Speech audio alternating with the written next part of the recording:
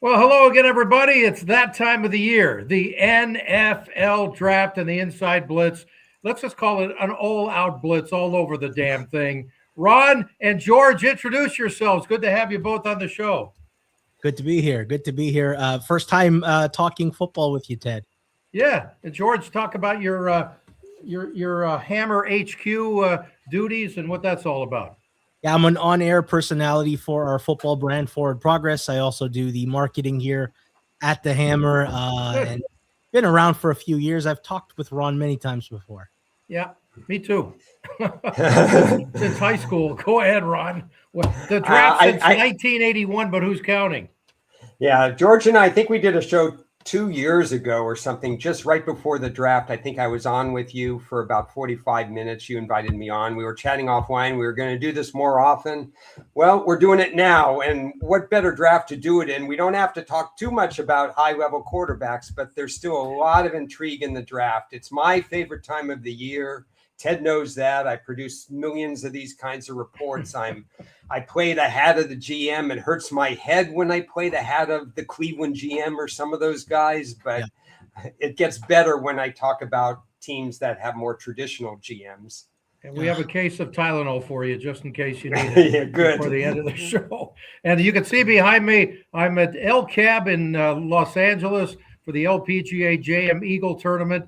I was going to go home, and I said, screw it. I'm going to stay here. We'll do the show from the golf course, and then I'll run back outside. It's a perfect day here in SoCal. And, George, what city are you in again? I'm in Toronto. Been a diehard NFL fan. The draft to me, other than week one, is like my favorite viewing of the year. I love round one of the draft. Yeah. Can you give us a little background why a guy from Toronto would be big on the NFL draft and not just be an Argonauts fan and forget about it? Well, as a Dolphin fan, Ted, that makes a lot of sense. Of course. By about October, the playoffs start to get further and further away, and the draft gets closer and closer. And when you're in a team that's perpetually rebuilding, you're very optimistic about what you can get in the draft. So you're more of a draft fan than a Dolphins fan, is what you are. Yes, you know what? Even if it's a rival who makes a good pick, I just like good process. When I see how a team builds a roster, that's the thing that gets me out of bed. You know something? With Miami, they finally fired their GM mid-season. I think I've been calling for it for about 3 or 4 years because they haven't strung enough good picks together. But sometime today, I hope you'll get a chance to talk about Miami's boatload of picks that they have and how they can rebuild this roster. It's very exciting. I have also been echoing your sentiments. Chris Greer has been an abomination of a general manager. I don't know how he kept the job so long. Interesting. Okay, before we get back into the draft, are you a Brooke Henderson fan, being the top Canadian women's golfer maybe ever? Certainly up there, right? Yeah. She's here.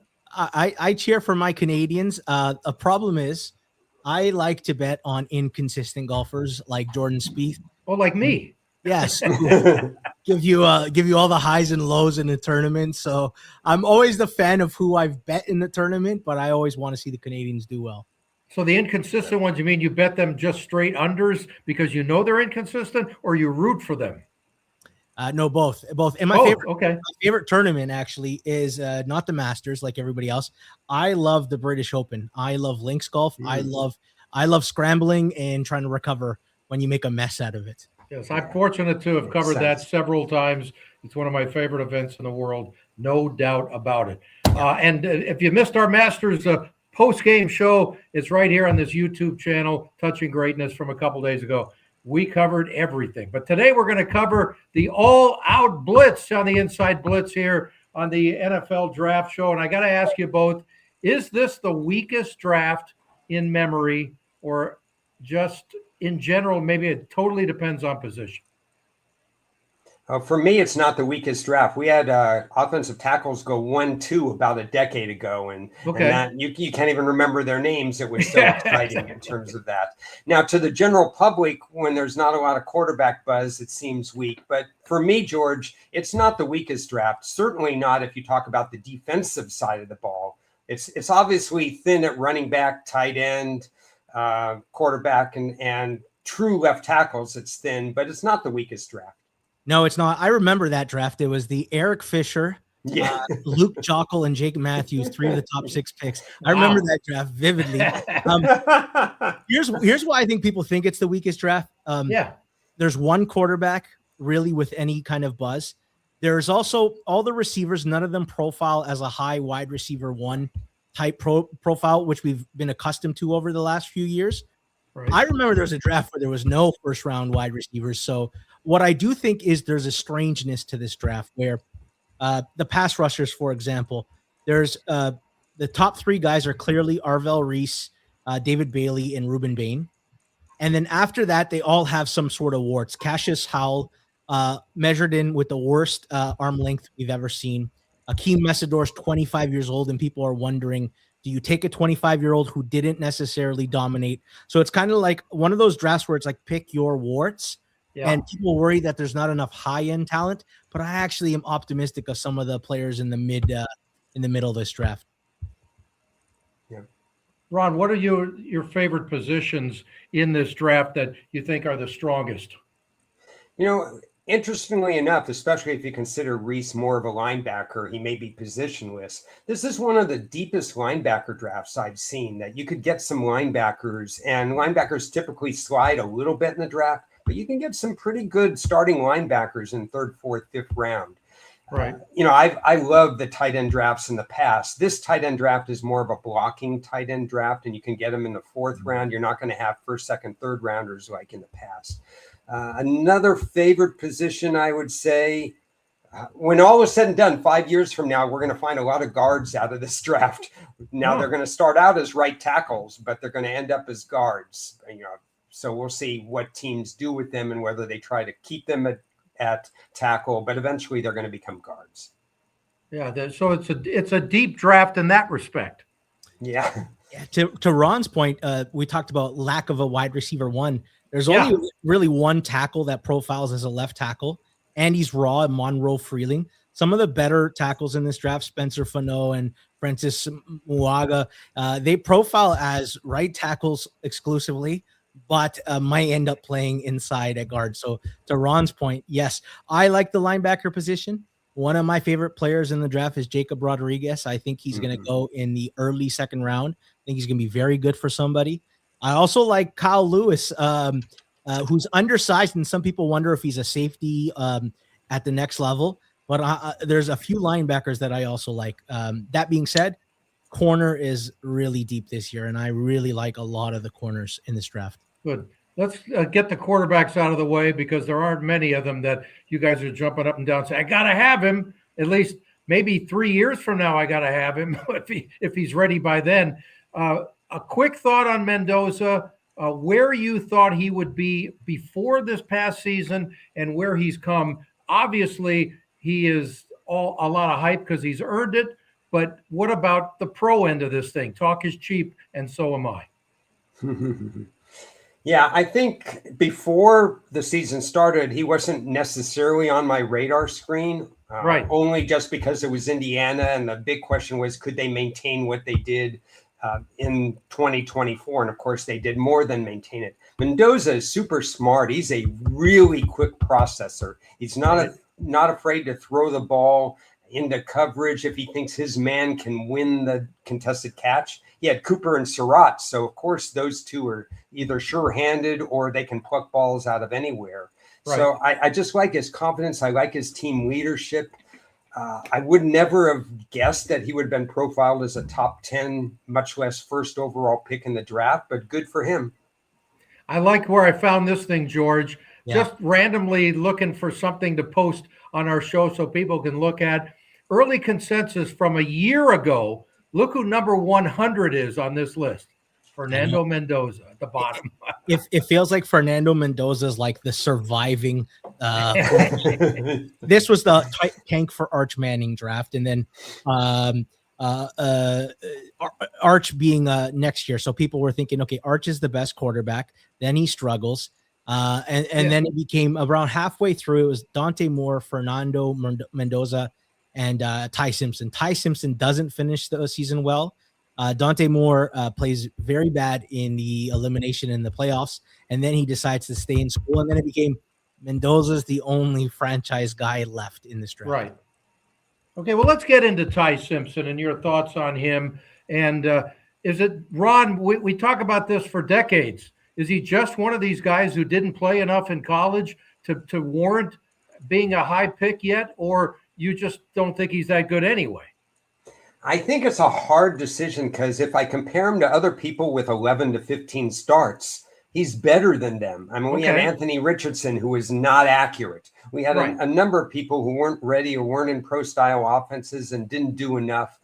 Ty Simpson has been around for 4 years in college, so it's not like he stepped in and he's getting out and he has 2 years of Tommy Maddox type of eligibility. That's the guy I was thinking of, Tommy Maddox. I mean, he has a lot. He has a lot to learn still. I think there's a little bit of pocket presence that he has to do that can only come from more reps actually on the field. Ideally, it's a Patrick Mahomes situation where he sits for 15 games in his first year and he's not rushed to do anything and he's continuing to suck up knowledge, and he goes through this preseason and then he goes through the 2027 preseason and then he's fine. I have a hard time evaluating him because my first inclination is he doesn't have enough starts, so let's get rid of him. But I do think ceiling-wise, he's the second best talent of the quarterbacks. Yeah. Is that saying much, George? He's a tough evaluation because I also think, Anthony Richardson is a case study of a guy who didn't get him any starts. I remember Ryan Tannehill as well, Texas A&M, 1 year of starting. Now, he was a receiver converted to a quarterback, so there was an excuse for why he couldn't find the field. And the question starts being, why wasn't Ty Simpson good enough to start sooner? He had a very good surrounding cast and didn't perform to this highest level. But I'll tell you what I feel about Ty Simpson. It all depends on where he ends up. If he's a first-round quarterback, I'm not thrilled with him. But if someone can take him on day two, and it's a good situation that maybe he can sit, then I'll feel a lot more optimistic about Ty Simpson's situation. Okay, I remember some guy named Brady who didn't play a lot this first few years in college either.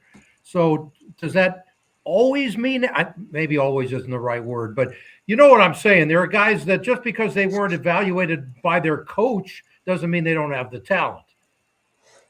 Brady had more starts than people think because he shared kind of with Drew Henson, I think, at the time. But he shared. Again, he wasn't like an all-time quarterback.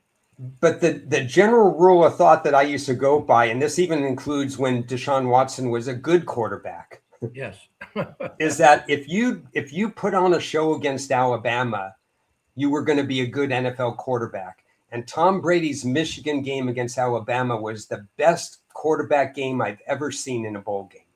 Yeah, I know. We've talked about that many times. I am curious about the rest of this list. Are there any on here, guys, that you say this would be a really decent, if not better than that, backup quarterback in the league immediately, or certainly in the short term? The rest of the guys on this quarterback list. George, go first. I like Garrett Nussmeier. I think he's an intriguing backup quarterback. I think Carson Beck is better than people give him credit for. I know when you've been around in college long enough and he was projected as a top pick a couple of years ago, people eventually get sour on him. But I thought he played well this year. I'm not enamored with Drew Aller. Like some people see him throw in gym shorts and they're like, wow, what an arm. And then every time you put it on film, it's like, oh, he doesn't do this in the game. So he's got a big arm against air with no pressure. An intriguing player, and I'm a little bit of a traits guy. When I see like a Taylon Green, who's like one of the best athletes ever, if I see a team take him in round 5 or 6, I might get excited about that. But man, this is a difficult draft for me to be excited about. Like, it's not just that we don't have the top end guys. There's not even many projects. I'd be shocked if we get more than 3 quarterbacks drafted in the first 3 rounds. Okay, so what are the odds on that, guys? How many quarterbacks in the first round or 2? Are we looking at anything specific there? Is it 1 or 1.5? You tell me.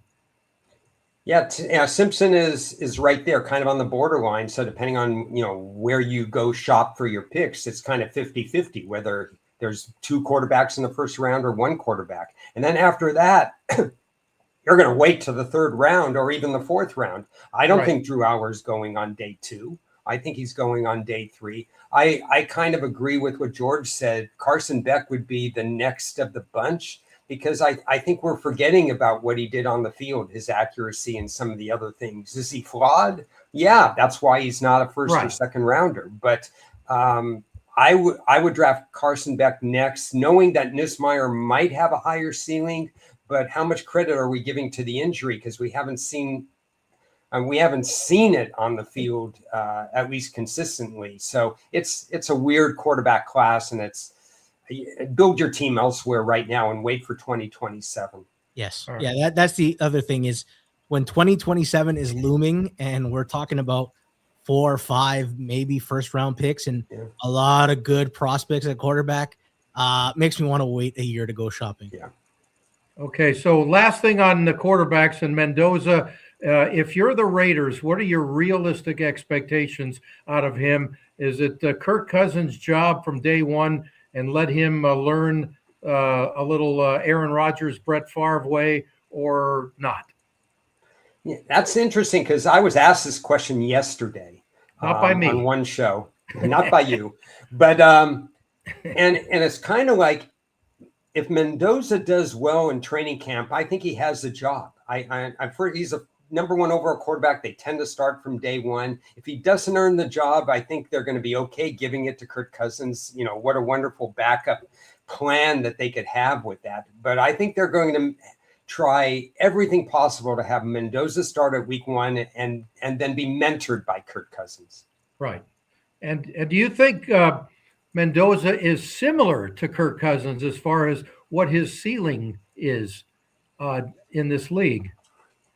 I like his athleticism better. I've heard the Jared Goff comps and Kirk Cousins. I think Mendoza has better wheels than both of them. Well, so you have better wheels than Jared Goff. Yeah. So it's an added element, right? He's not just a statuesque guy that sits in the pocket. If he starts, to me, the question is this, because he has the unfortunate thing of being in a division where you have 3 legit like Super Bowl contenders or at least playoff teams. So my biggest question is, because the Raiders O-line was one of the worst in football last year. Is the O-line good enough to throw him in there day 1? And they might have to draft the right tackle in the 2nd round or trade back into the back of the 1st round to get one.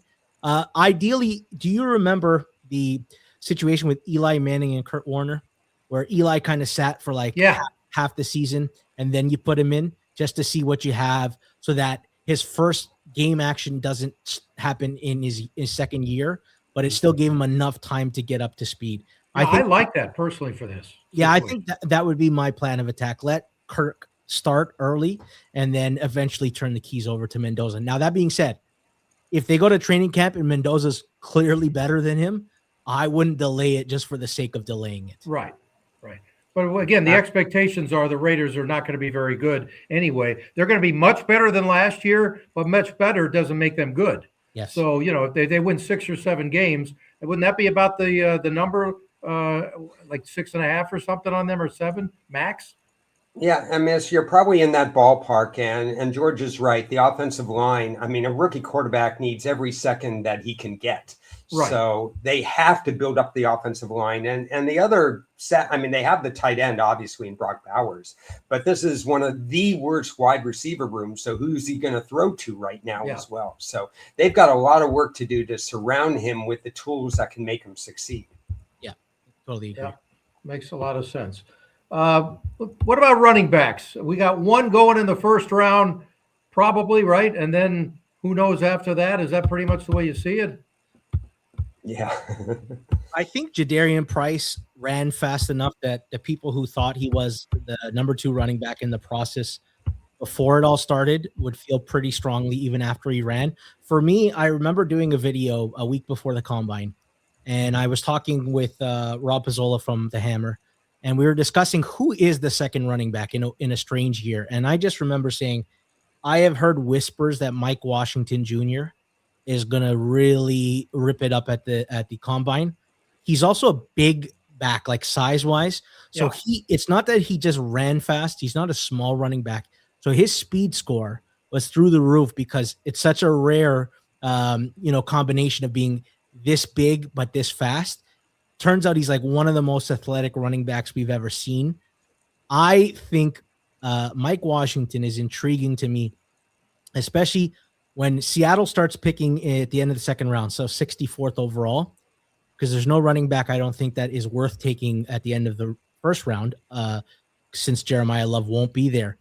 I think Seattle can get matched with a couple of these running backs, and it's intriguing. But I think Jadarian Price will be the second running back. My favorite running back in this draft is Mike Washington Jr.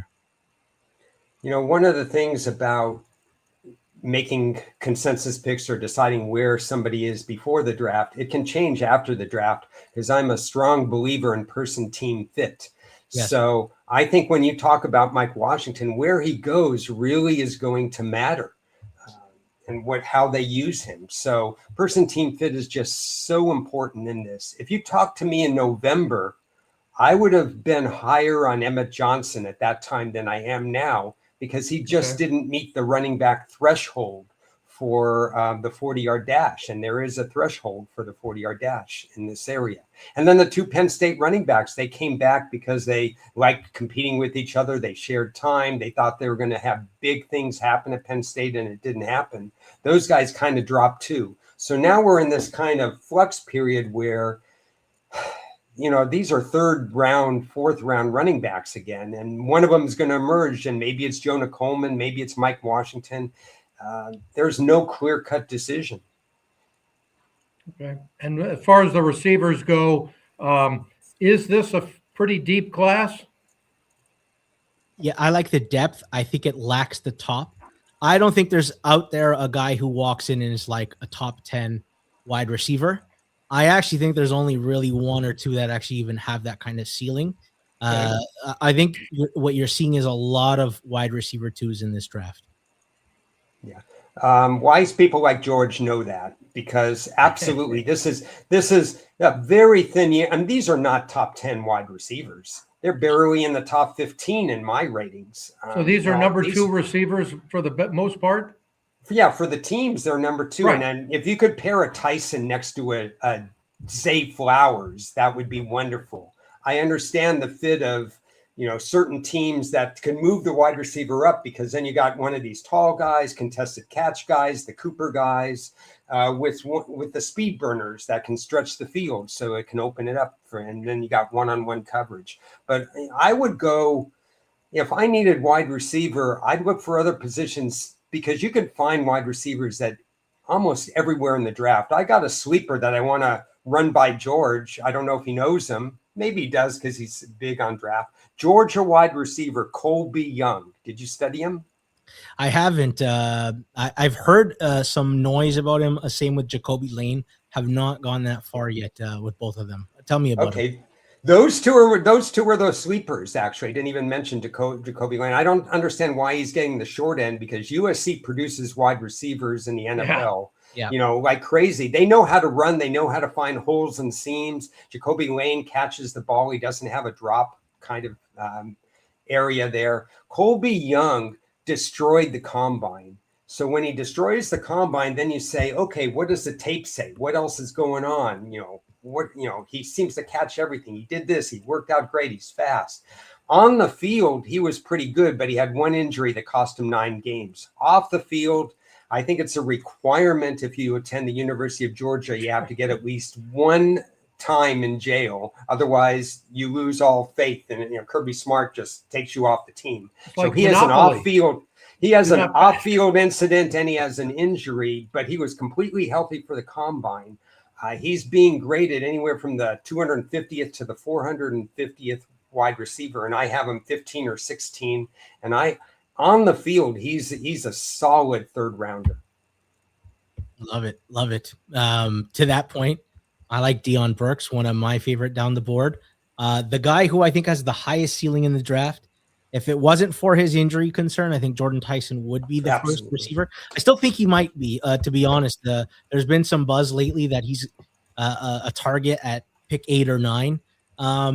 Those are probably, and I like a guy like Chris Bell, who's 6'3", who runs fast. The problem is because he's hurt, nobody can see him work out right now. So barring medical, these are some of my favorite guys in the draft. Yeah, okay. I like that. I'm not as high on Burke. I'll have to restudy him. I do like Bell. So I agree with you with that one. Ron's favorite position, though, is tight end. So how do you rate the class this year, Ron? Dull. Dull? No, I think it's a bunch of low thirds, high. I mean, these are blocking tight ends. Some of them could emerge as a tandem tight end. This is nowhere near two of the last three classes of tight ends. You know, this is I rated as many tight ends this year as I did in previous years, but I rated them mostly with 4th round grades. Sadiq, if he was in last year's draft, he would have been a 2nd rounder. Now he's a clear 1st rounder. Eli Stowers, I do believe he has back of the 2nd round traits, but he's not a blocker. He's the one not a blocker. A couple teams worked him out as wide receiver. I think he ran a 4.53, so he's kind of in the wide receiver range. But as a tight end, he's going to do one thing. He's going to catch passes. The other guys, it's just horses for courses. Oscar Delp, I think he's getting a lot of love, but where was the production during the year? Why wasn't he used more? Why didn't he take over after Bowers left and so on? Some of these other guys, same thing. Where was the production? So a lot of caddies for Brock Bowers in this year's draft. We got Dan Rivera wants to know, what about the Georgia tight end? Oscar Delp. That's Oscar Delp. Okay. The only other one that I have like a little bit intrigue for, just because of how athletic he was, even though he didn't show it on tape, is Sam Roush, Stanford. He's a little bit intriguing to me. If the Dolphins, who are kind of in the market for a tight end, I could be interested in him on day 3 early, 4th round, in the 4th round range, but there's nothing. This is not a very exciting tight end, to be honest. That's sorry. Yeah, what are you going to do? It's reality. Now, by the way, Ron, speaking of Stanford, just got a text from your favorite kicker, Josh Carty, who says hello, and he's back in school to finish up his class before he goes to the Arizona Cardinals camp, where he hopes to be their kicker from now on, former Rams pick. Yeah, he signed his tender about a week ago. Yeah. So he's just finishing up school, and then it's back to the real world. Rose Zhang, who's golfing fans will know, on the LPGA Tour, she's a Stanford grad, and they're both friends. So I saw her on the driving range and told her he said hi. So there's a little golf football action there. Okay, so anything else you want to talk about as far as playmakers on offense are concerned in this draft? I think we've gotten over it. I'm curious where Ron thinks Chris Brazzell goes, because I've heard as high as round 2, and I've heard as low as round 4. I'm curious what range you have Chris Brazzell in. Right now, and I know he's getting a lot of buzz right now. He's making the tours of a lot of camps. Right now, I have him at the top of round 3.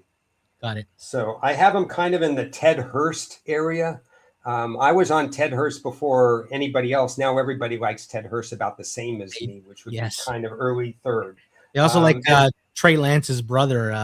Did you move him up the board when you saw his athleticism? I have him right below those guys. I had a little tough time evaluating him. He's got good height, and he certainly looked good. I need to see him harder because of the level of competition he played in this division too. It's impossible to get a read.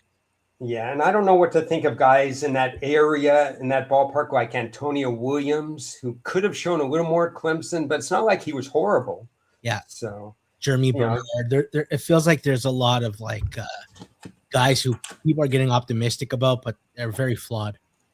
Yeah, and so you pick them in the 3rd round. Maybe you hit on one of them. These are, like you said before, these are not going to be wide receiver 1s on a team. They're going to be 2 3s, but in 3 wide receiver sets, which we see, with a majority of teams, these are guys like every draft for wide receiver that can hit the field. Right. Yeah. The list here gives me the feel, though, that, most seasons it's like, hey, I really love this guy. Now I think a lot of teams we have to get the best fit for us and our need, as opposed to this guy, we got to pick him because he is so good at whatever talent. Well, every team is different. If you're Buffalo, you're looking for one or two missing pieces. If you're the Rams, you're all in. If you're Georgia's Miami team, take the 7 best players that you can find, regardless of position, for the most part, with your top 84 picks. I would suggest one of them be at least a wide receiver, because I don't know. Who is your top wide receiver right now on Miami? It's like Malik Washington. It's a big question mark on what our top receiver is, truly. Yeah.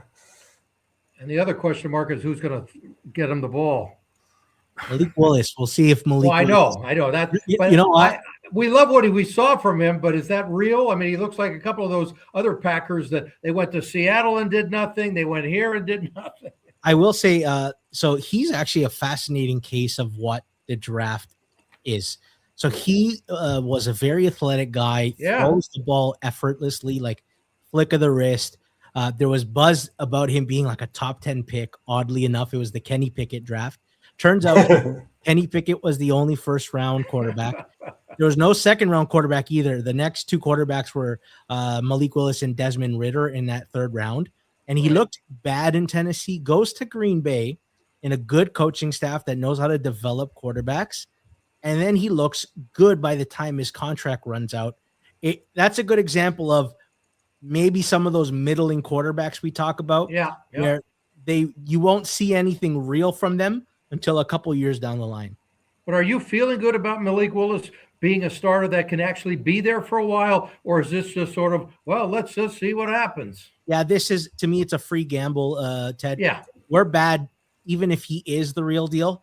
Yes. But if he shows enough with a flawed roster, you now have a $20 million quarterback for 2 more years. Yeah. And you have that ability to build a roster fast. And if he's not good, he's going to be so bad that he's going to give us, a top pick in the 2027 draft, which is like, that's quarterback heaven right there. There's a lot of good quarterbacks there. Right.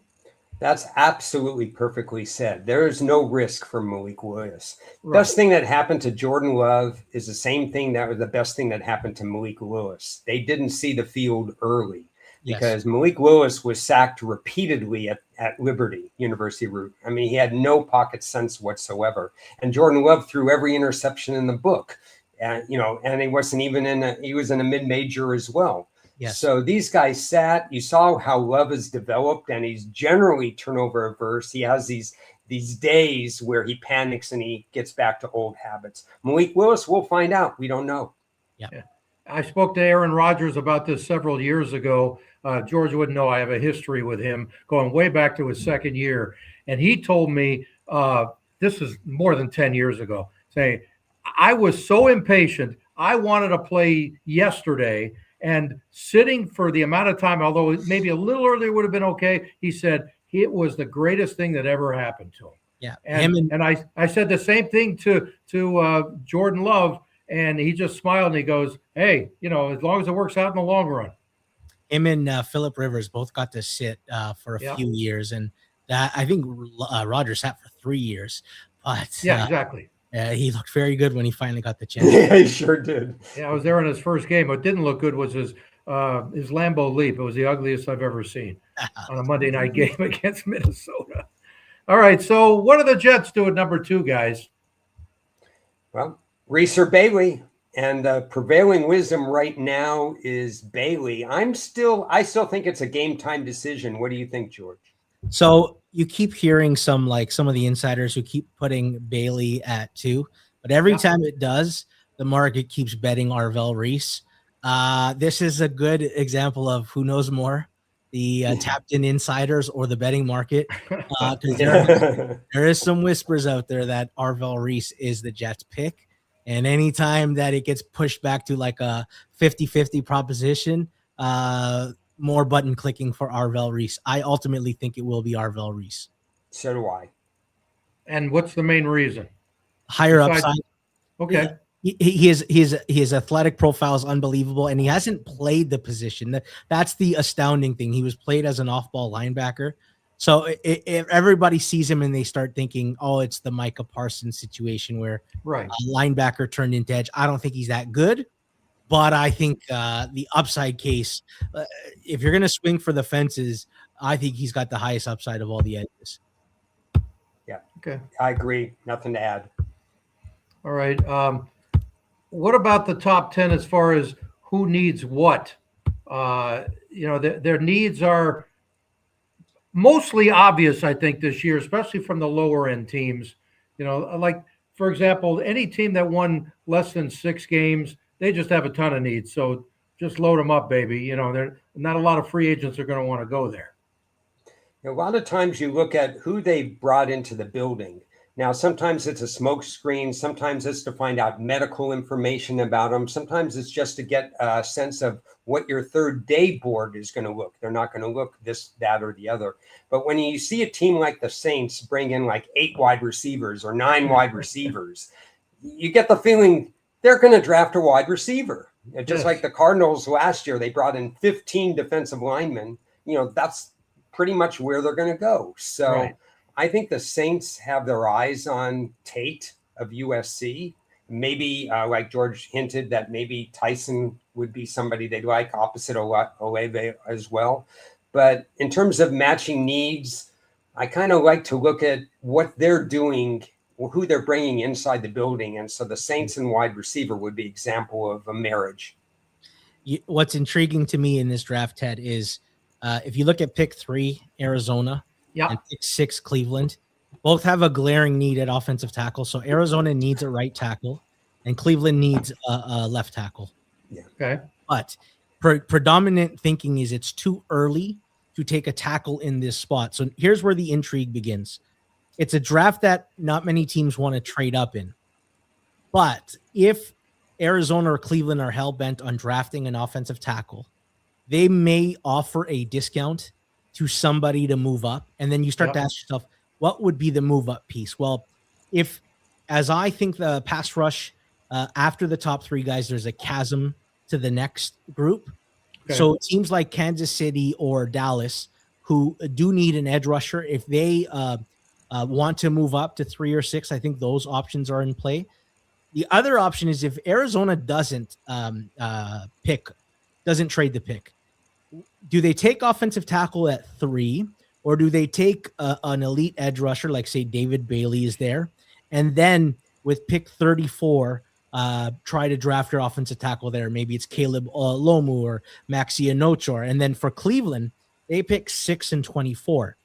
If you think it's too early to take a tackle at 6, maybe you take the top wide receiver on your board at 6, and then know at 24 you might still get a Caden Proctor, Blake Miller, in that range, the 4th or 5th best tackle at 24. So I think the intrigue to me is at 3 and 6, and the two teams that I'm finding it hardest to think what they're going to do. And Ron, tell me if you feel the same way. I'm confused about what Tennessee and the Giants do. I've heard the Giants are in love with Jeremiah Love or Sonny Styles or Caleb Downs. And then for Tennessee, I've heard it's a battle of, does Robert Saleh get his way and get a defensive player, or does Brian Daboll get his way and get Jeremiah Love? And if you remember when they took Saquon Barkley high, he's not afraid to want to reach for a running back very high in the draft. So those are the two teams that I can't get a feel for, to be honest. Yeah, I think there's going to be split decisions in a lot of rooms where some of these teams that you're talking about, tug of war with the different scouts and stuff like that. For me, Tennessee's needs don't really match where the board is. And then I come back to a guy like Caleb Downs, who I personally think is a top 6 or 7 pick, but we don't know exactly where the fit is, who's going to take them. Is he going to slide to 10, 11? Can't imagine that he would get past either Cincinnati or Miami at 10 or 11. He's just too good a talent, but I think somebody could take him. Styles, I think, wins out for the Giants. I think in a tug of war, I think they'd like to have Styles. There'll be some people wanting Love, but their run offense was already fine with, before that. Yeah. Their yards per carry, which is a stat that I look at, they were doing okay. And running backs, I know Love could move the needle, but most running backs don't move the win needle unless you have a solid quarterback in place. And we don't know about the New York Giant quarterback. He's not a top 10 or 12 right now. Maybe he ascends to that in a few years, but maybe he never ascends to that. Tennessee's very hard for me too, because I don't really know. They could steal Styles for all I know. Yeah. I think you're right about New York. I also thought Tyrone Tracy played well, and Cam Scattergold before he got hurt. The latest buzz in the last 2 or 3 days is Caleb Downs is going a lot sooner than people think. He should. Yeah, there's talks after everyone played out the process. It's like, okay, positional value matters, but in a draft full of flawed guys, how many guys are capable of becoming top 3 at their position? Mm-hmm. And Caleb Downs is like one of the handful that you could see 3 years from now is a top 3 safety in the NFL. Yeah, I mean, would you pass nowadays on a Derwin James or a Kyle Hamilton or an Ed Reed or those kinds of guys? If you think Caleb Downs belongs near or in that conversation, what are you waiting for? Yeah, exactly. That's the interesting thing too. And people are going to look at the Seattle Seahawks drafting Nick Emenwari in round 2 last year, and he got to play basically the big nickel for them as the slot corner, and he played safety, and that versatility is valued now in the NFL. Absolutely. I mean, safeties are so more valuable than people think. Absolutely. Now, guys, a lot of these shows bore the hell out of me, because everybody says, well, I just want to guess what this team might do and that team might do. Screw that. You guys are the experts. Otherwise, you wouldn't be on this damn show in the first place. So I want to know what you would do. Forget what you think they will do. And in this case, the likely trades in the first several picks, if you were in charge, what would you do? Both, please. Likely trades? I wish Washington had a second-round pick, but they don't, because I think Washington would really like running back Love, and I think the Washington to Arizona 3-7 would make a lot of sense, but they don't have a second-round pick. So I'm still not buying Dallas going 12-6. It sounds like it's a done deal in some cases, but I don't know. Jerry Jones hesitates too much for me. So I don't have a handle. George will probably have a better handle. No, but what would you do?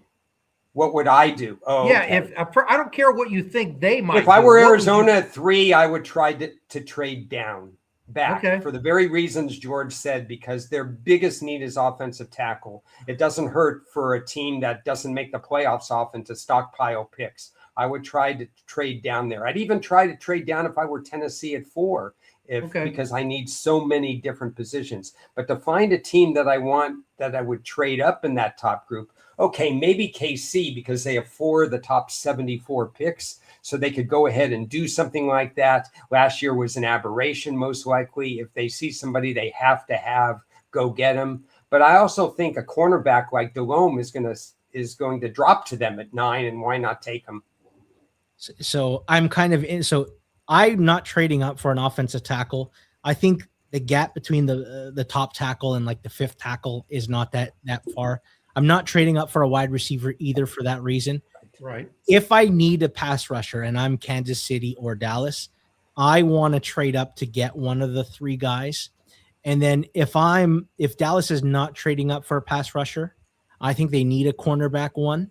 And I truly think, because of Jermod McCoy's medical questions, I think Mansour Delane is like in a corner in his own class.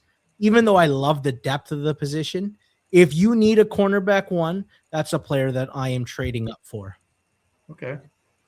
Yeah, I agree with that, because I have Kansas City taking him at 9. But what if he's not there at 9 for the very reason George said? He's better than 9. He's one of those players that I think belongs in the top 6 or 7. Right. Yeah. And then like the reason I'm not trading up for a Sonny Styles, because I don't know how big the gap is between Sonny Styles and say like Jacob Rodriguez, who is my 3rd linebacker, or CJ Allen. So there's certain positions where like you can clearly draw the line when the tiers drop off, and cornerback and edge are premium positions. So I think if you're in the market for a top 3 edge or a one of the corner, then I would make a trade up for those players.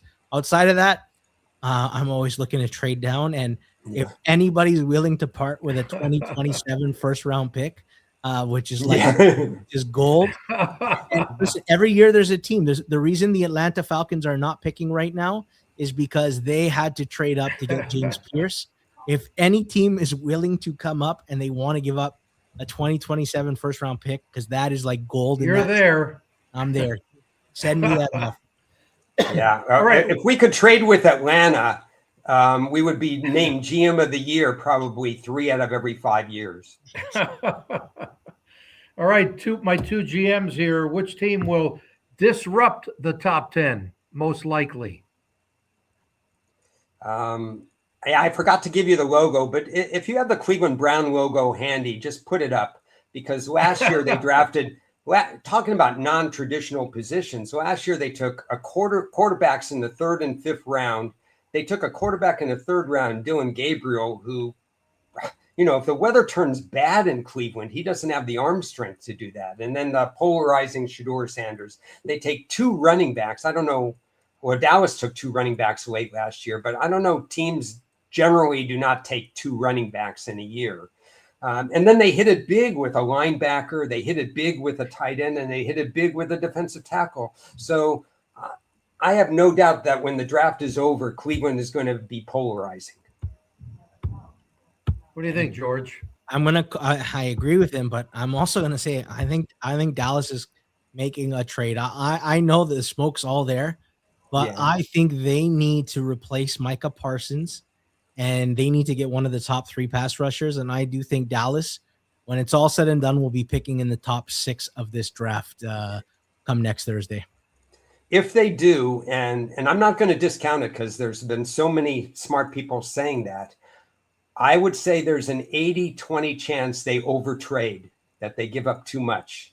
Agree or disagree? That's like saying today is Wednesday. It all depends on if there's a team desperate. Like if Cleveland is going to take a tackle at 6, and they know they can get the same tackle at 12, Cleveland might be willing to take a smaller price than normal. So same with Washington. Whereas if Washington decides we don't have a 2nd round pick, we need more day 2 picks, maybe they're willing to give a little discount. It all depends on how desperate one of the teams are to trade down. And I find this a very fascinating, weird draft. And let's not discount, there's also the possibility that the Eagles are going to be trading A.J. Brown. I think that's all but certain on June 1st to New England. They need a receiver, and they're probably going to get a 2027 first round pick back from New England post June 1st. If the Eagles decide to just go nuts and try to trade up into that top 10 to grab a Jordan Tyson or a Cardinal Tate, the Eagles are a team I think to watch. Okay. Are they your X Factor team? X Factor team? Yeah, the Eagles. They can. I mean, the Eagles, all 3 teams in their division, Washington, Dallas, New York Giants, got better after free agency. Dallas by default because their defense was so bad, but the Giants made some shrewd moves and Washington revamped their whole defense. Phillies hasn't done that. I mean, added a few sort of wide receivers and stuff like that. So Philly needs to hit in the draft. Yeah, they do. They do. Okay. Then someone could get nuts and draft Ty Simpson. It could be the Steelers at 21. Yeah. The Cardinals could trade back up into the end of the first round to draft him. It could be whoever gets nuts to trade back in for Ty Simpson. I don't know. Why would Pittsburgh do that though? With their situation, I don't get that one at all. The problem is they're good enough where I don't know that they can bottom out for a quarterback next year. And I'm not sure. Do they want the Aaron Rodgers experience for another year? Maybe they do. I don't know what to make of what Mike McCarthy wants in Pittsburgh. I thought it was a strange hire. I think they're in a strange position. Maybe they're going to roll the dice with Will Howard and Mason Rudolph if Rodgers doesn't come out of retirement. The thing we were told, though, Ted, and maybe you have more insight on this, that Rodgers will give them his intentions before the draft. Yeah, it's supposed to be. Do you think we will hear about it publicly? And if so, Do you expect Aaron Rodgers back and playing for the Steelers next Well, year? if we don't hear about it publicly, I think we're going to know it's going to be pretty obvious for what the Steelers do. So I don't think it really matters if we hear about it publicly, but I would expect we would, yes. I think Aaron's open enough about the situation right now. It's like, whether or not he's made his decision, who the hell knows. I don't think it matters a whole lot because I don't think they're going anywhere. But I'm fascinated to see what kind of depth they add from the draft and if they can fill their needs, Ron. Mm-hmm. Yeah, I mean, Pittsburgh could draft a quarterback. They could draft a Nussmeier or whatever, end of the third, fourth, depending, and nobody would make a lot of noise. It's, again, one of these teams, if you draft them third day, begin top of the fourth round, right, then that's fine. And then you develop him, there's some upside to him and stuff like that. The Simpson thing is just going to be, he's either going to go to a bad team or he's going to go to, if he goes to the Steelers, it's a stuck in purgatory team, a team that's good enough to make the playoffs but not go anywhere once they get in the playoffs. And if Aaron's not there, who's going to be his mentor? I guess, McCarthy is an offensive guy, but. Yeah, they'll change up the offense a little. I had a question for George. Where do you have McDonald, the defensive tackle, rated? So he's my favorite tackle in I think this is a weird defensive tackle group. I think there's if you like Peter Woods, it's I get why. And if you dislike Peter Woods, I get why. If you like Caleb Banks because of how big his size is, I get it. If you dislike Caleb Banks, I get it. It's a draft that's strange with defensive tackle. I like Caden McDonald, probably my favorite tackle in this draft. Outside of like the late guys, I like DeMonte Capehart and I like Zane Durant as like some later defensive tackles, day 3 tackles. But I like Caden McDonald. I think Houston is in play for him. But it also depends. Maybe there's some smoke about Dexter Lawrence getting traded from the Giants. And I think one of those teams at the end of the first round that maybe is looking at these tackles, maybe they pivot for a Dexter Lawrence who's already a for sure thing, even though it comes with a contract. Yeah, maybe Buffalo is in the market for somebody like that. Yes, because Ed Oliver is constantly hurt and getting older and expensive, and they might be looking for his replacement as well. So I don't think any of these defensive tackles are going to go in the top 20 picks, or at least they're not marked that way. And I kind of agree with that. But my ceiling on McDonald is higher than most. I think he'd be a good fit for the Chargers. I would love that. I would love that. Chargers is a team that I think they need interior O-linemen, but you can find those in rounds 3, 4, and 5. Right. They need a safety, but it's such a deep safety class that you can find one on day 2. So I think pass rusher, receiver, or even defensive tackle are all in play for the Chargers. I agree with you. Mm-hmm. We're going to talk about, as we wind down here, more of your wagering angles and what you prefer coming into 8 days away now. And is there somebody that's maybe higher or lower rated than most that you guys are saying, hey, that guy, I'm betting the unders or the overs on? Mm-hmm. What do you think, George? I'll take a look at where some of the guys are priced right now, and I can tell you if you give me. And Ron, do you have anything off the top of your, or even the bottom of your head? Well, I had a few. I mean, I've got some good value on some, so it's not really worth mentioning. I mean, like Chris Johnson and stuff like that. I also have a couple of bad value ones, but I have mostly good ones. But like safety down, like Downs, we talked about Downs. His number at some books are 9.5 and some books at 10.5. And I've got to think his floor is Cincinnati at 10. So I'm with you. I can't see a world where he gets past the Bengals and Chiefs at 9 and 10. Yeah. I'm with you. I kind of like, especially with the Chiefs getting rid of the 2 guys to the Rams, right? Yeah. Yeah, I mean, Downs is a safety, not a cornerback, so, Delane may be the better fit, but Downs belongs in the top 10. And I shouldn't interject myself when I'm making a bet. I need to think like the GMs think, because it doesn't matter what I think if I'm making a play, but I just think he's too good a talent. And I think there's value. I mean, you can get plus 230, plus 250 or so on Downs under 9.5. And it's pretty much even money at Downs under 10.5. Yeah. One position that's intriguing to me, Right now, Vega Ione, top guard in the drafts, is lined at like 14.5, shaded to the over. I actually can only see 2 spots for him in the top 14, and that's Miami at 11. Although I think they're going to opt for a one of the tackles that can play guard as well, like a Spencer Fano. And I think Baltimore has been mocked to take him there, but you can find starting guards later in the draft, and I think Baltimore might be better suited looking at a pass rusher like a Keldrick Falk or a receiver. So I tend to like his over, even though it's juiced that way. I don't think he's going to go in the top 14. Yeah, I can understand that. I know what you're thinking there. And the only thing it differs for me is that I think he's the safest offensive player in the draft. Last year, I thought Gray Sable, who went to Seattle, was the safest pick in the draft. You knew what you were getting. He was going to be plug and play and so on. I kind of think that of him, but Zabel went 28th or something. Didn't he go kind of way in the draft or something, in the 20s anyway? So you may be right about Iona. And then another one I'm looking at, there's a line right now, 5.5 wide receivers, flat 110, both sides. Okay.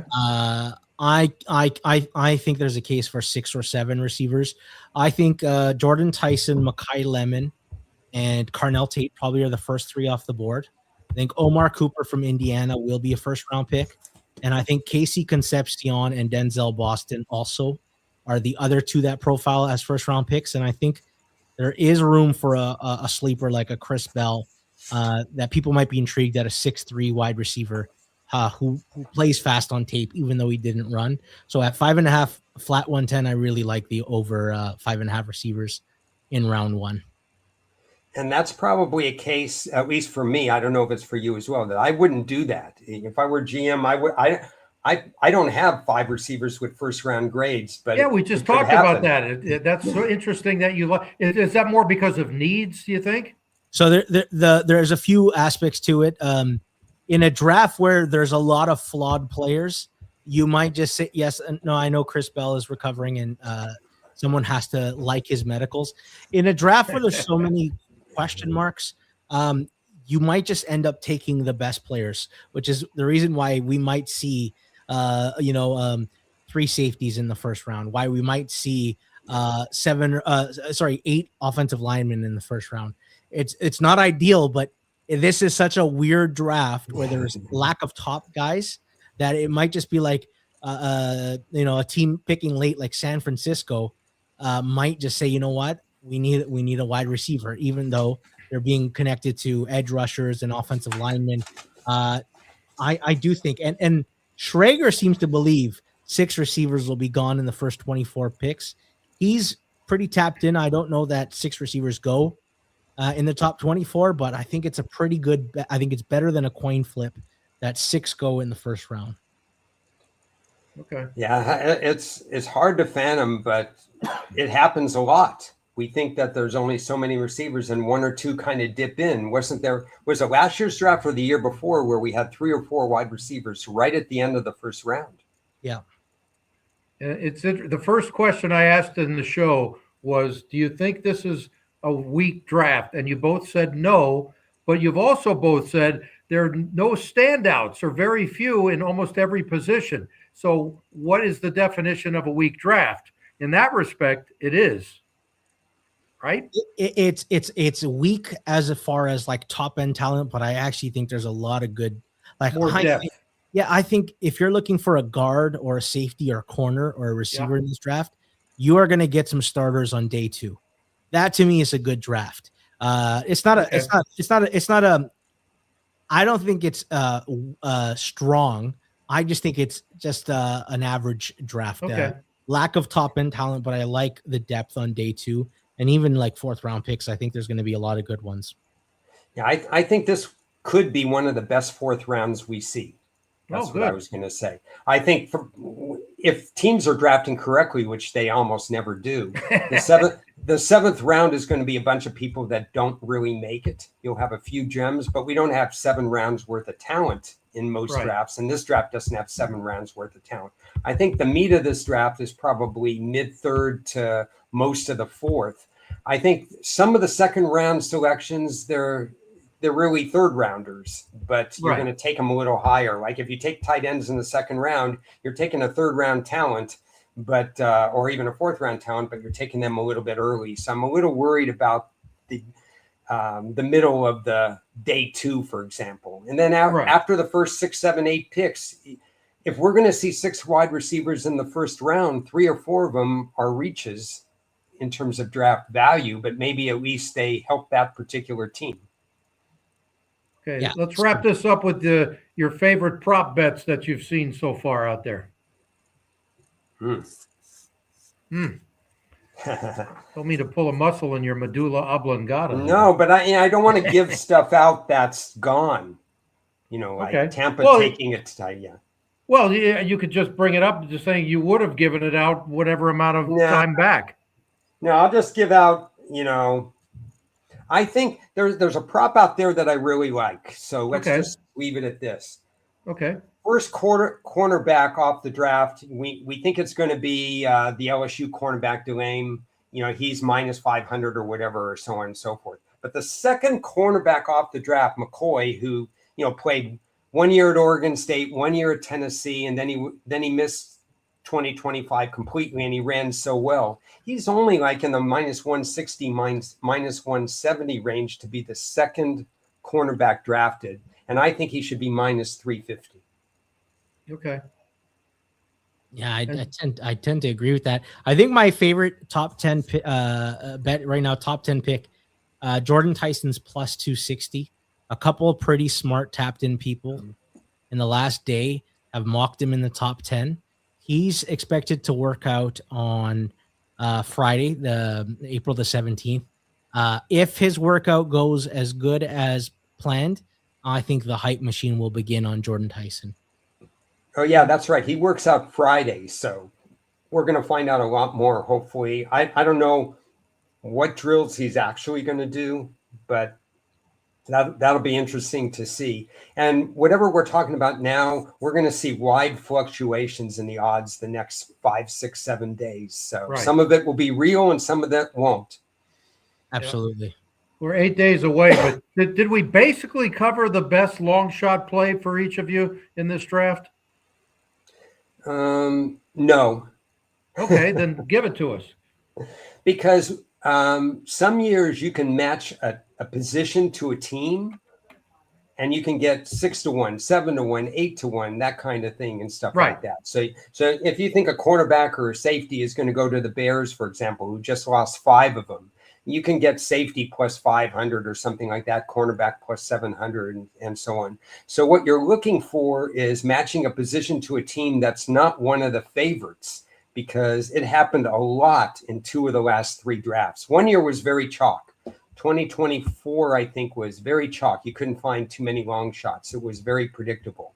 But 2 of the last 3, you could find some position to team, pretty good value. Okay, what do you think, George? The one that I'm looking at, I think Jacksonville is intriguing. Who their first pick is going to be. They have a need at cornerback, and right now they're priced 5-1 on a corner. A lot of like that range of D'Angelo Pons and Chris Johnson and the corner from Arizona State kind of fall in that range. I think that's quite an intriguing pick there for Jacksonville, because it's a big need and maybe one of the better players lines up. But that being said, a lot of this stuff's a crapshoot. I think next week we'll get a better idea of where some of this like long value could exist. The market that I found funny, and it all depends on what you think of Ty Simpson, is where Ty Simpson ends up. So everybody assumes that Ty Simpson is gonna, be an Arizona Cardinal or a Jet, and it's priced that way. But I'm thinking maybe the team that drafts him is a second round pick that says, you know what, we have a quarterback situation that is still short term. We don't know what we're gonna do long term, and I continue to think that teams like Atlanta, that has a new coach in there, maybe he's not married to Penix or Tua. Then you have teams like Tampa, who might start to be thinking, what's the contingency plan after Baker? Like some of these prices are like 17-1 and 33-1. And as we know over the years, quarterbacks don't always end up where you think they are, especially on day 2 and day 3. Value, baby. I don't like the idea of Ty Simpson being like a 40% favorite to end up on Arizona.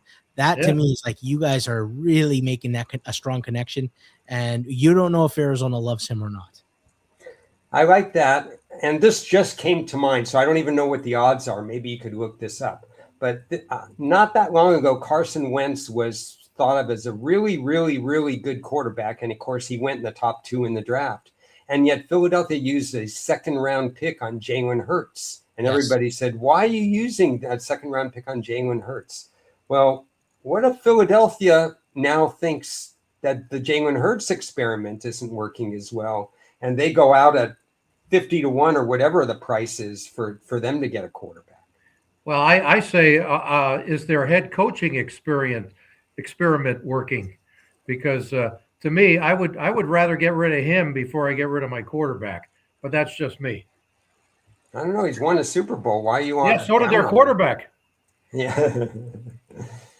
No, in that thinking, you're absolutely right. The Bucs have to make a decision after this year. Baker is a free agent again. Yeah. Are they going to pay him again? And probably he's looking for a raise. Or should they want to see if Ty Simpson in the second round is in the building and looks good enough to be the future? Because if Ty Simpson's good enough or plays at the level that Baker does, for $1 million a year, you can build a really good roster around versus having to pay Baker Mayfield $50 million next year, which I think would be crazy. It's insane. I'm trying to find the odds on Philadelphia for for Ty Simpson. It really dropped. Philadelphia plus 1,500. Well, you can. That's for any quarterback. Yeah, any quarterback. Got it. That's true. Okay. Philadelphia. Yeah, though, if you just said Ty Simpson, it would be a lot. It would be a lot higher. You're right. Yeah, you can get 25-1 right now in market if that's the move. Do I hear anybody taking that at all here? Dan money. Dan Rivera told me it's going to happen. Okay. Final thoughts, boys. What do you got? What do you got? Final thoughts, please. On the draft. Yes. Well, we talk about golf or hockey if you want. How's your Maple Leafs doing? Well, let's not talk about hockey. Final thoughts on the draft. Yes, I think Ruben Bain is going to drop further than he should because of the off the field stuff. But I think he's going to be a heck of a player. Might end up being like if there's one of the guys that falls to 9, 10, 11, 12, someone's going to get a really good football player. I have a question for George. First, I'll give you my final thought, and that's okay. I kind of like Chris Johnson, cornerback out of San Diego State. Is he going to wow you? No, not necessarily. He's kind of sneaking into the first round conversation because he does everything well. There's not anything, and he's spent a lot of time on special teams. He's worked on that. He values that. I've heard conversations and interviews with him. Very level-headed, understands how the defense works. I think Chris Johnson, whoever gets him, is getting a really solid player. Yes, he's now in the last week. He's now a favorite to be a first-round pick. It's like minus 115. And Dane Brugler put out his 7-round mock draft from The Athletic, and he put Chris Johnson going 30 to Miami. I tend to be with you there, Ron. I like a lot of corners in this draft, truly. Yeah. So I would close with this. Yeah. What's a good draft, George, for Miami this year? What do you want to see them do? I'd like to see them draft. So we have 7 picks in the top 100, which is incredible. I'd like to see them come away with, in the first round, an offensive lineman, corner, receiver. So 2 of the 3 positions. And what I've heard, so John Eric Sullivan, the first thing he said in the interview is you have to get stronger in the trenches. So I'm not going to be surprised if Spencer Fano is the Dolphins pick if he's sitting there at 11. And I think he's going to be looking at pass rushers, defensive linemen, offensive linemen, and start building that way. And everything he says, he's building a multi-year plan. He's not swinging for the fence in this draft. And do you trust the new regime there? I didn't love the head coaching hire. Anytime you can hire a defensive minded head coach who didn't even have a good defense in Green Bay with Michael Parsons, I think I'm skeptical about that. You think? But everything else, every other interview and how he's managed the roster, getting rid of players, trading Jalen Waddle to get the draft pick now, I think it's smart. Waddle's 27 by the time we're ready to compete. He's going to be 30 years old. And so I think everything he's done is done well.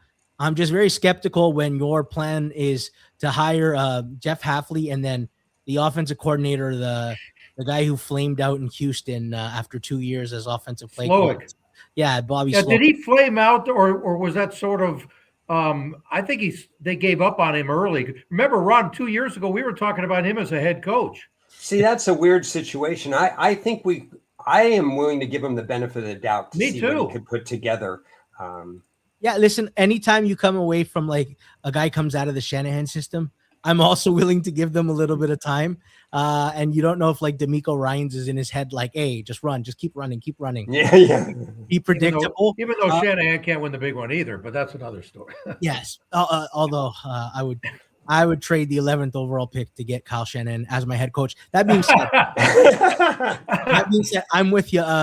I do have a little optimism in the back of my head. Is maybe he's not what we think he is, and there is opportunity for him to be better.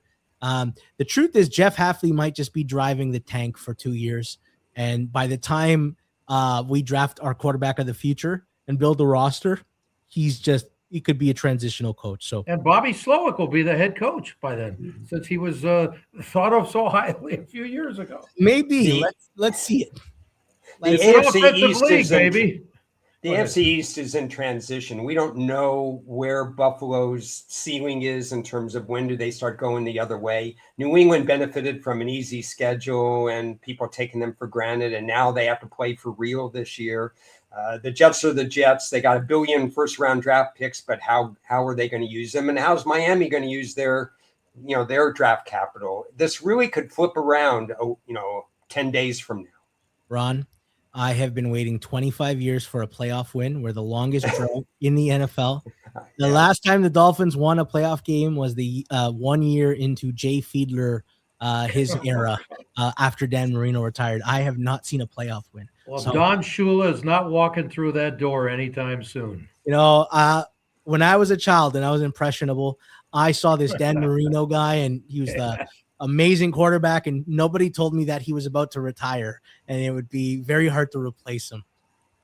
Yeah. Well, he only got to one Super Bowl too, though, so that's the whole different story, right? Yeah, absolutely. That's just the history of that franchise. What are you going to do? But of course, you picked them from being. You're just jealous of their weather. I don't know what's the story. Why you're interested in the Dolphins? You know what? When you're in Canada and you have limited options, when you're a kid and you see Dan Marino play, and he looks really good, and you're like, oh, this. Okay. So Dan Marino was your inspiration. Yes, yeah. Life's easy. Dan Marino is our quarterback. Okay. All right. I even had a concept of guys about to retire. I didn't know I'm jumping on a train where the guy's already 38 years old and ready to hang him up. And did you realize you have as many rings as he does? You know what? That is a shame because Dan Marino is one of the 5 best. He threw for 5,000 yards in an era where everybody was throwing for 3,000 yards. He's Charles Barkley. They're just great, incredible all-time great, and nothing to show for it when it comes to rings. On the West Coast, the equivalent would be Dan Fouts. Yeah. Those Chargers, that Dan Fouts. Anybody with the Chargers. Dan Fouts, Phillip Rivers, Justin Herbert, they have been the franchise that has a quarterback that you could call a franchise quarterback that cannot pull it all together. Can I go back to John Hadle on that one? John Hadle. Drew Brees, was there for a little bit. Yeah. So, incredibly sturdy and, quarterbacks and whatever, but they're getting close. Well, Ted, when the Dolphins were deciding if they should sign Drew Brees in the offseason, when he was a free agent before he went to the Saints. They chose Dante Culpepper over Drew Brees. They were unsure about the shoulder. And then in the draft, they drafted Tua Tagovailoa over Justin Herbert. And it's just like every time we can make the right decision at quarterback, we always pick the wrong one. Well, with that, I don't know if that was the team, though, as much as it was the doctor. Because the doctor is the one who said, don't take Drew Brees because we don't trust it. And he ended up in New Orleans, obviously. But I remember that whole thing because I covered the Chargers as well as the Rams going down to San Diego. And I said, well, that's just fine because this other guy's not too bad either, right behind Brees. And it worked out okay. But, again, no rings. And it's so strange that a knee injury ends Dante Culpepper's career when it's like knees are like the easiest injury to recover from for quarterbacks nowadays. But I guess the medical advancement wasn't that good, 18 years ago when we were deciding. Yes. All right, guys. Good show. Appreciate the time. And I think we covered every angle we could think of here. Well, this was fun. And George, it was good connecting with you. I know we could brainstorm so many different things in terms of our ratings and stuff like that. I trust our ratings more than some of the GM ratings, but that's the same every year. Absolutely.